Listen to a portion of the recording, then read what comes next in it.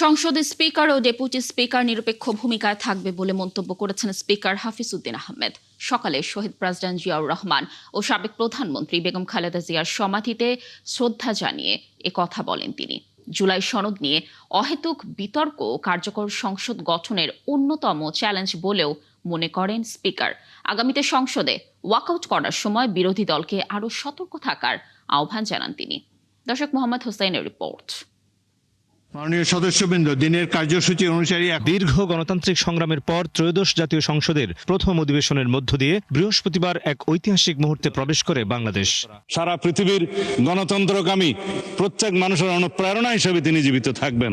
শপথ নেওয়ার পরদিনই ৭১-এর মহান মুক্তিযুদ্ধে আত্মদানকারী বীর শহীদদের প্রতি শ্রদ্ধা জানাতে শুক্রবার সকালে সাভারের জাতীয় স্মৃতিসৌধে যান নতুন সংসদের স্পিকার বীর মুক্তিযোদ্ধা হাফিজ উদ্দিন আহমেদ বীর বিক্রম ও ডেপুটি স্পিকার কায়সার কামাল।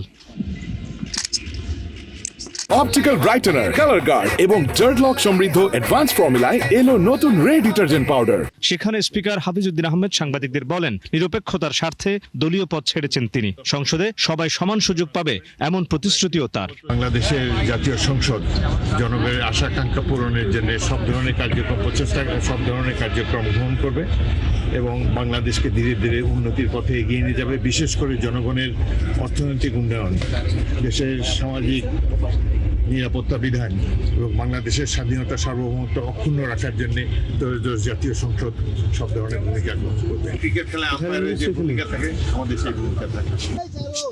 পরে শ্রদ্ধা জানাতে আসেন রাজধানীর শেরেবাংলা নগরে শহীদ রাষ্ট্রপতি জিয়াউর রহমান ও সাবেক প্রধানমন্ত্রী বেগম খালেদা জিয়ার সমাধিতে। ফাতিহা পাঠের পর রুহের মাগফিরাত কামনায় করা হয় বিশেষ মোনাজাত।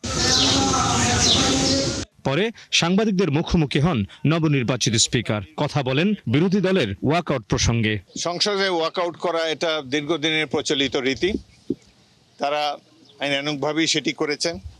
এটি তাদের রাজনৈতিক দলের ইচ্ছার বহিঃপ্রকাশ তারা করেছেন। তবে আমরা আশা করব আগামী দিনগুলোতে ওয়াকআউট করার সময় তারা আরও সতর্ক থাকবেন, এমন কিছু করবেন না যাতে ফ্যাসিস্টের আবার পুনরুত্থান হওয়ার সুযোগ হয়। সরকার ও বিরোধী দল মিলে সংসদে জনগণের আশা আকাঙ্ক্ষার বাস্তবায়ন ঘটাবে এমন প্রত্যাশা নতুন স্পিকারের। গণতন্ত্রের প্রতি কোনো ধরনের আঘাত যাতে আর না আসে, সেজন্য আমরা সকল রাজনৈতিক দল মিলে ঐক্যবদ্ধ থাকব। মোহাম্মদ হোসাইন, ৭১, ঢাকা।